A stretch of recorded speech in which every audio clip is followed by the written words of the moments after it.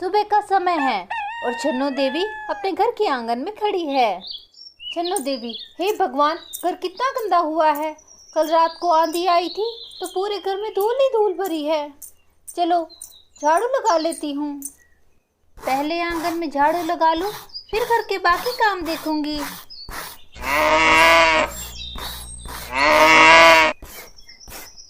देखो, पूरे आंगन में धूल ही धूल फैली हुई है और मेरी गैया मुझे चारा देने के लिए बुला रही है।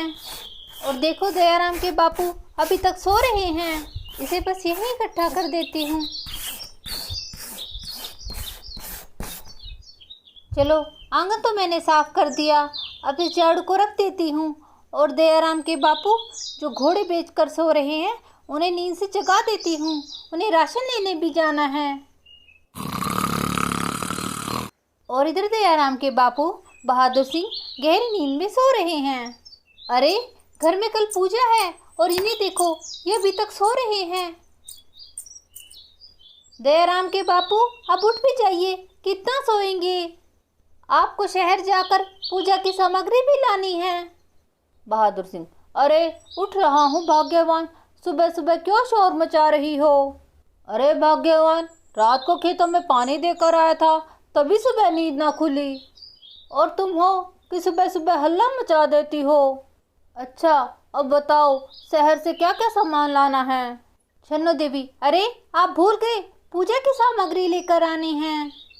बहादुर सिंह, हाँ हाँ, ठीक याद दिलाया, बस मैं अभी थोड़ी देर में निकलता हूँ। बस थोड़ा आज का अखबार देख लूँ, क्या चल रहा है। छन्नो देवी, अरे जल्दी उठाने का क्या फ़ायदा हुआ, जब ये बाजार ही नहीं जा रहे। अब उठे थे तो वो अखबार पकड़ कर बैठे हैं। चलो, ये गेहूं के दाने गुटरगू को डाल देती हूँ, वो बेचारा कब से आंगन में बैठा है। अरे, गेहूं के दानों में तो कितनी चींटियाँ हो गई हैं। आज धूप निकलने पर इन्हें धूप में सुखाना पड़ेगा। छन्नो देवी अपने कबूतर को दाना डाल देती है और कबूतर बड़े चाव से सारा दाना खा लेता है। यह देखकर छन्नो देवी बहुत खुश होती हैं। छन्नो देवी, अरे खा ले मेरे कबूतर, ये सारा दाना तेरे लिए ही है। अरे ये देखो, दयाराम के बापू को अभी तक अखबार लेकर ही बैठे हैं। दयाराम, अरे भाग्यवान, क्या बात हो गई, अभी तो बस अखबार पढ़ना शुरू किया था। छन्नो देवी, अरे आपको बाजार नहीं जाना है। बहादुर सिंह, अरे जा रहा हूँ भाई, जा रहा हूँ।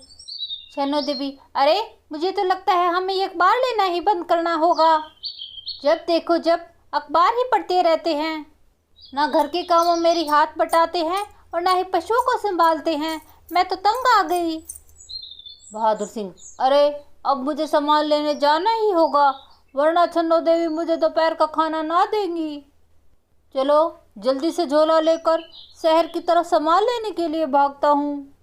बहादुर सिंह जल्दी जल्दी बाजार के लिए चल पड़ता है और इधर छन्नो देवी घर के आंगन में नाराज खड़ी है।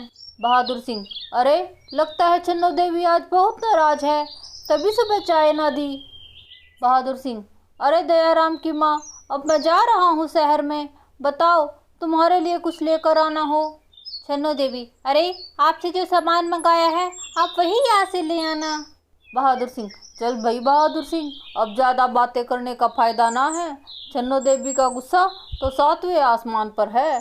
छन्नो देवी, चलो अब ये तो चले गए, अब मैं खाने की तैयारी कर लेती हूँ। तभी छन्नो देवी की गाय हीरा बाड़े से घर में आ जाती है। छन्नो देवी, लगता है मेरी हीरा को बहुत भूख लगी है। तभी वो बाड़े से अकेले ही घर आ गई। मेरी प्यारी गैया, शांत हो जा, मैं तेरे लिए पहले घास ही ले आती हूँ, उसके बाद बाकी काम करूँगी। छन्नो देवी घास लेने के लिए खेतों में चली जाती है। छन्नो देवी, अरे तोताराम के खेत में तो बहुत बड़ी बड़ी घास है, यहीं से घास ले जाती हूँ। अगर ज़्यादा आगे तक गई तो लौटने में बहुत समय लगेगा और मुझे घर के बाकी काम भी करने हैं। छन्नो देवी को चलते चलते एक कटीली झाड़ी का कांटा लग जाता है और छन्नो देवी दर्द से कराहने लगती है। छन्नो देवी, हे भगवान, ये क्या हुआ, कितना बड़ा कांटा मेरे पैर में घस गया है। कांटा बहुत गहरे तक लगा होता है, छन्नो देवी वहीं बैठकर कांटे को निकालने की कोशिश करने लगती हैं और इधर सुनहरी खेतों में सब्जियां लेने के लिए आई हुई होती है। सुनहरी, अरे आज तो मैं घिया और तोरी की सब्जी तोड़ कर लेकर जाऊंगी। गर्मियों के समय सभी ठंडी सब्जी खाना पसंद करते हैं। तभी सुनहरी की नज़र एक सुंदर फूल पर पड़ती है। सुनहरी, अरे कितना सुंदर फूल है, चलो मैं इसे तोड़कर अपने बालों में सजा लेती हूँ। है तो ये संतोष काकी का खेत, देख लिया तो बहुत चिल्लाएंगी।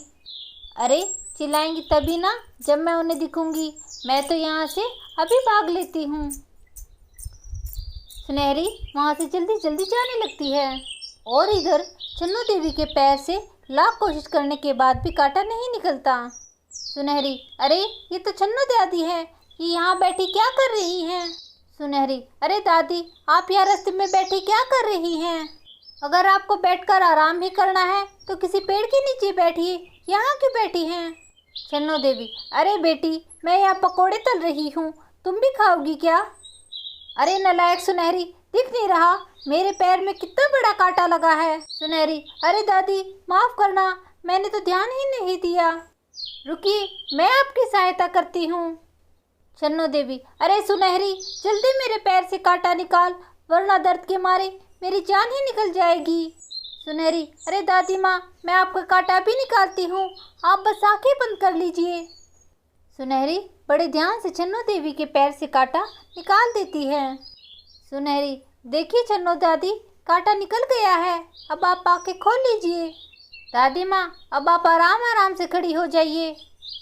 छन्नो देवी उठने की कोशिश करती है लेकिन पैर में दर्द होने की वजह से उसे उठा नहीं जाता।